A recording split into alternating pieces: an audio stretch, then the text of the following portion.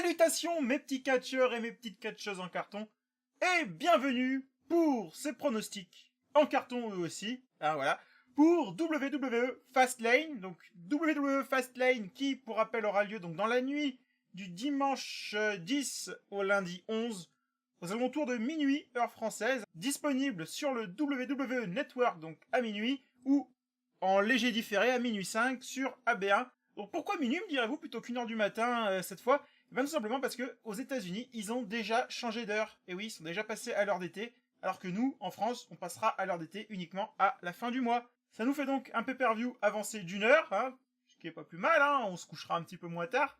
D'autant que là, ça risque d'être un petit peu plus long qu'Elimination Chamber.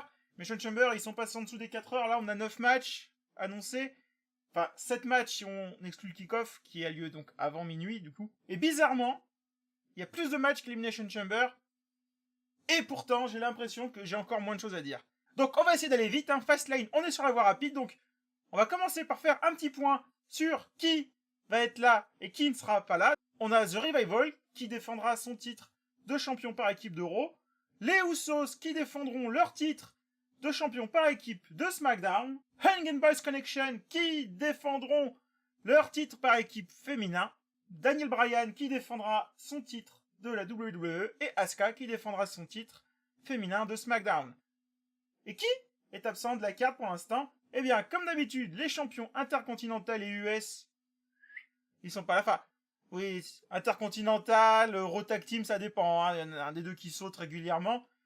Championnat US, il est jamais là de toute façon, donc Samoa Joe, champion US, Finn Balor, champion Intercontinental, Ronda Rousey aussi, championne féminine de Raw, qui n'est pas annoncée sur la carte, alors qu'on nous a dit qu'elle rentrerait en Sonya Blade à Fastlane, rappelez-vous.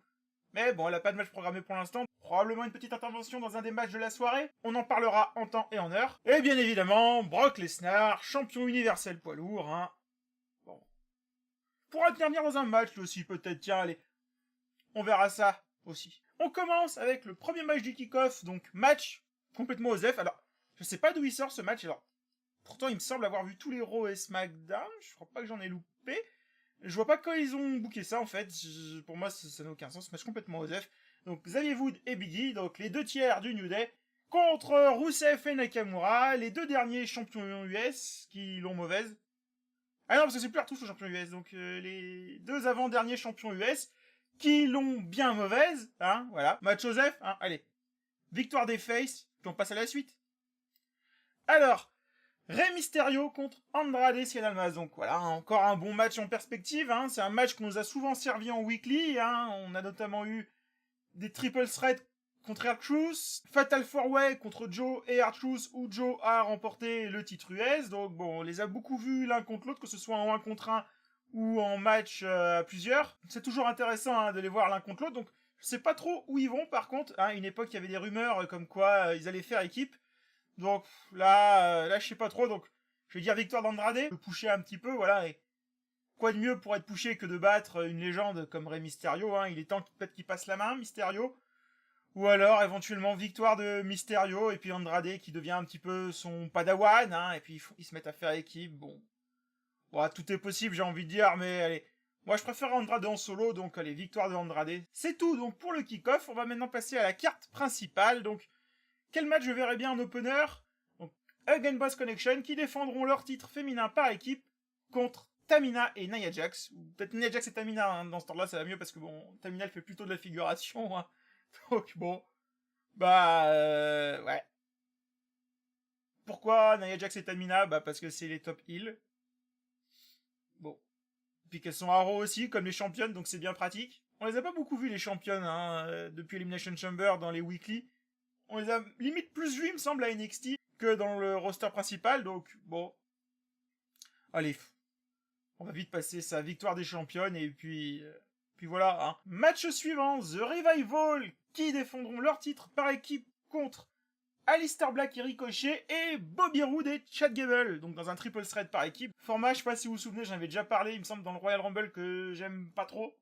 Les triple threats par équipe, c'est pas un truc qui m'enchante bien. Heureusement que les rematchs automatiques c'est fini, parce que les glorieux, là, ça fait le 2e ou 3e qu'ils ont déjà, bon, c'est, tout va bien, j'ai envie de dire, les rematchs automatiques, ça va, on n'en parle plus.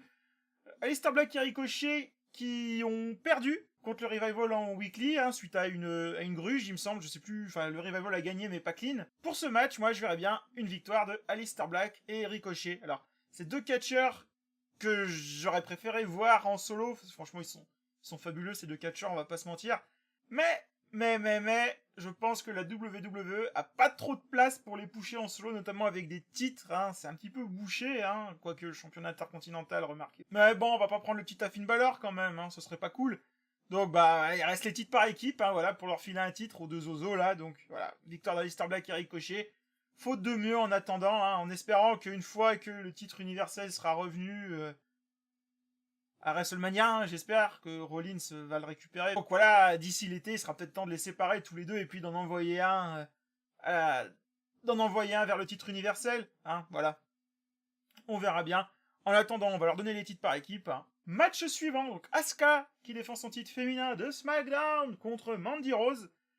Bon, bah là, pareil, hein, booké, Asuka, on l'a quasiment point vu, hein, de toute façon, depuis le Royal Rumble. Mandy Rose a failli la blesser, apparemment, en live events, donc, bon. Ça aurait pu être fortement compromis, cette histoire. Pour l'instant, je laisserai le titre sur Asuka. Non pas que Mandy Rose soit une mauvaise catcheuse, mais je pense qu'il faut... Enfin, elle est restée vraiment au second plan, en mode rien à foutre, elle sert à rien pendant trop longtemps. Il faut la remettre sur le devant de la scène un petit peu plus... Voilà. Mandy Rose, elle est sur le devant de la scène depuis quand? Ouais, depuis janvier, avec sa feud contre Naomi. C'est un petit peu léger, je trouve, pour l'instant. Enfin, bon, surtout, bon, Naomi, elle est un petit peu au second plan aussi. Puis peut-être, pourquoi pas, lui donner le titre à WrestleMania, hein, si elle va à WrestleMania contre Asuka, bon... Faudrait bien que des heels gagnent un petit peu, hein, donc... Voilà, c'est une possibilité, mais donc pour l'instant, on va laisser le titre à Asuka, ça me semble bien. Même si quand même, il y a quelque chose qu'on aimerait bien voir dans cette histoire, et surtout à la place donc de Mandy Rose comme opposante à Asuka, c'est quand même Lacey Evans, hein, pour l'instant elle fait que se balader. Hein, voilà, elle rentre sur le ring, hop, elle fait un petit tour et puis elle s'en va, hein, sur sa petite musique, là. La lady, là, bah, il serait peut-être temps qu'on nous la montre un petit peu, hein, qu'elle catche un petit peu, parce que bon, à part un début de Royal Rumble assez mitigé contre Natalia, bah... C'est un peu vite pour l'instant, hein, Lacey Evans. Je pense que ce serait une opposante intéressante à WrestleMania pour Asuka, donc va falloir la sortir du placard.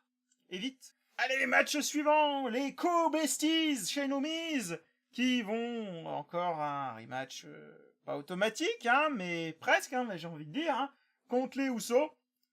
Donc bah là, sans surprise, hein, victoire des Usos. Hein. Si on veut nous servir un Shane contre Miz à WrestleMania, il faut qu'il perde encore une deuxième fois, et puis clac, hein, faut que ça pète, hein, donc lequel des deux, par contre, ça je sais pas.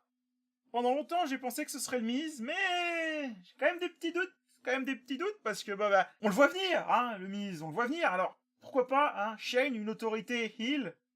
Bon, ça pourrait être sympa, hein, qui veut piquer la femme du Miz, hein, souvenez-vous de cette histoire-là, comme quoi Shane serait le père du second enfant de Miz et Maryse, hein, donc, bon, je sais pas trop quoi en penser de cette histoire, hein, je vous avoue. Mais la WWE en est capable, hein. Alors, je sais pas si Maryse attend vraiment un enfant, ou si c'est un gros work, hein, bon. Personnellement, je trouvais que c'était une très bonne introduction à Elimination Chamber pour préparer une défaite. Donc bon, bah là, on verra. Bon, en tout cas, victoire des Usos, ouais, pour moi, c'est sûr et certain. Et puis, ben, turn d'un des co-besties, hein, donc voilà. On verra bien qui va tabasser l'autre, hein. Mais bon, vous voyez, notez que un tabassage en règle, hein, c'est pas signe de séparation, hein. Regardez Bobby Lashley et Lio Rush. Allez, on enchaîne avec un autre match aux F, hein, voilà. Le Shield qui va affronter Baron Corbin, Caillou, hein, comme dirait l'autre. Drew McIntyre et Bobby Lashley, hein, bon. Voilà. Qui avait envie de voir ce match? De l'autre côté, je comprends qu'ils aient envie de faire revenir Roman Reigns, hein, très vite, hein, maintenant qu'il est là, mais il y avait peut-être un match un contre un plus intéressant à lui booker, tout en ne volant pas la vedette à Rollins, le temps au moins qu'il aille affronter Lesnar à WrestleMania. Donc là, on nous resserre la soupe, hein, de l'automne avant que Roman Reigns s'en aille. C'était pas bon à l'époque, c'est pas bon maintenant, hein. On a toujours pas envie de voir ça, bon. Allez, victoire des Face. Ou des Face, hein, pour que Ambrose puisse vraiment tourner cette fois, enfin, et puis peut-être partir ou rester, ça... J'avoue, je sais pas si c'est un work ou pas, Ambrose qui re-signe pas, mais... tellement de choses dans ce match, tellement de choses. Peut-être Lesnar qui pourrait intervenir aussi pour... c'est finalement Reigns et Rollins, c'est ses deux opposants, donc ben... Pourquoi pas Lesnar qui viendrait leur péter la gueule, hein, qui viendrait aider les heels. Je pense pas honnêtement hein, que Lesnar interviendra, mais ce serait une possibilité intéressante en tout cas. Là, non. Allez. Victoire des faits si on passe à la suite. Non, hein, voilà. Ah là, voilà, c'est intéressant, même si je suis pas très content de cette histoire. Becky Lynch qui affrontera donc Charlotte Flair. Si Becky Lynch gagne, elle s'intégrera au match à WrestleMania entre Charlotte Flair et Ronda Rousey. Car oui, Becky Lynch a été suspendue, remplacée par Charlotte Flair à WrestleMania. Et maintenant, Becky Lynch a signé une décharge, hein, comme quoi malgré sa blessure, elle pourra quand même combattre contre Charlotte. Et si elle gagne, elle intégrera le match Flair-Rousey à WrestleMania. Donc, vous l'aurez compris, hein, l'idée d'avoir un contre un Lynch contre Rousey, c'est complètement évacué. Hein. Ce sera Charlotte-Ronda ou un triple threat, mais ce sera pas Becky-Ronda. Hein, voilà. Ça, vous oubliez, c'est terminé a priori. Donc, moi, je trouve ça dommage. Hein. Comme je vous l'ai dit, moi, j'étais un grand partisan de Becky Lynch, Ronda Rousey en 1 contre 1. Donc Becky va sans doute trouver un moyen de gagner, malgré le fait qu'elle est... c'est toujours Becky Lynch, hein, j'ai envie de vous dire, hein, voilà. C'est toujours pas drôle, mais bon, on la sort encore, hein, tant qu'elle aura sa petite Becky. Donc, victoire de Becky, hein, faut bien la foutre à WrestleMania, hein, d'une manière ou d'une autre. Donc, si elle gagne pas maintenant, je vois pas comment ils vont faire pour la booker d'ici là. Oui, remarquez, c'est dans plus d'un mois WrestleMania encore, hein. Il y a encore un petit peu de temps, mais bon. Victoire de Becky avec probablement une intervention de Ronda à un moment ou à un autre. Hein. Ronda n'a pas de match. Va falloir faire quelque chose. De toute façon, un peu perdu sur Ronda Rousey aujourd'hui. Je pense pas que ce soit bien possible. Donc voilà, victoire de Becky avec intervention de Ronda Rousey. Et enfin, main event de la soirée. Daniel Bryan qui défendra son titre face à Kevin Owens qui a été désigné par Vince McMahon pour remplacer Kofi Kingston. Pourquoi ? Kofi était pas blessé, il était pas suspendu, il méritait, hein. Il mérite Kofi quand même, hein, 11 ans de bons et loyaux services. Donc bon, un petit match comme ça pour faire plaisir, quitte à ce qu'il gagne pas, hein. Kevin Owens, on est content de le revoir, hein, même si il a grandement baissé dans mon estime depuis qu'il a dit qu'il aimait pas la pizza hawaïenne. Dites-moi en commentaire, ananas ou pas, hein. Pipan chocolat ou chocolatine, hein, encore une fois.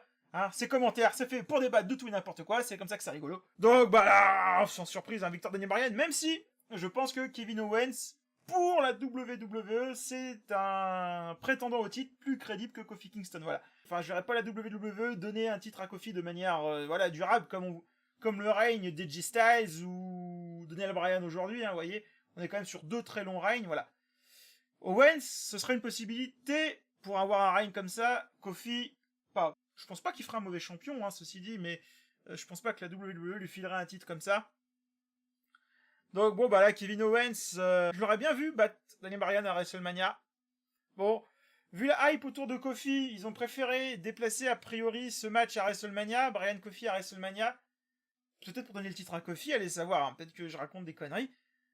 Mais moi je trouve ça dommage, parce que la hype autour de Kofi c'était maintenant, et il fallait peut-être battre le fer tant qu'il était chaud, donc j'ai peur qu'on oublie un petit peu Kofi avec cette histoire de Owens. Parce que vous voyez, on faisait Bryan Kofi à Fastlane, et puis Kofi faisait un match fabuleux, et Bryan gagne en grugeant. Ça justifiait parfaitement que Kofi ait droit à un match à WrestleMania.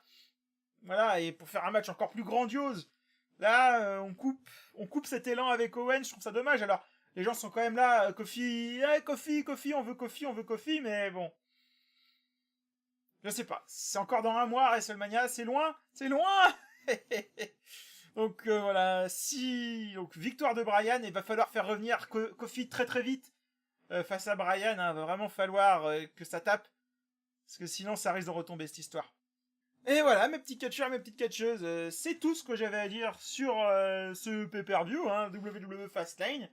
Donc j'espère que ça vous aura plu, hein. Merci en tout cas d'avoir regardé la vidéo jusqu'ici. N'oubliez pas de vous abonner à la chaîne, de lâcher un petit pouce bleu, un petit commentaire et de partager la vidéo, c'est le plus important. Vous pouvez également me suivre sur Twitter, @fullcartongamer, vous avez un lien en description et sur la bannière de la chaîne, ou un lien sur la bannière de la chaîne et un lien en description. Ouais, ça marche dans les deux sens, c'est fabuleux. N'oubliez pas, pour voir WWE Fastlane de soit vous abonner à AB1 ou au WW Network. AB1 c'est quand même un petit peu moins cher, hein, seulement 3 € par mois si vous regardez depuis internet, hein, sur votre navigateur Firefox. Vous avez les fabuleux commentaires de Philippe Chiraud et Christophe Ajus, hein, bon, ça n'a pas de prix, hein, donc voilà. Sur AB1, en léger différé à minuit 5, et sur le WW Network à minuit tout pile, hein, ça repassera à 1h quand on aura eu notre changement d'heure, donc WrestleMania ce sera à 1h, hein, oui, malheureusement. Ça va être très long, WrestleMania, hein. Sur ce, moi je vous dis à demain pour une prochaine vidéo, je pense que ce sera The Surge, hein, parce que c'est quand même bien The Surge. Allez, ciao!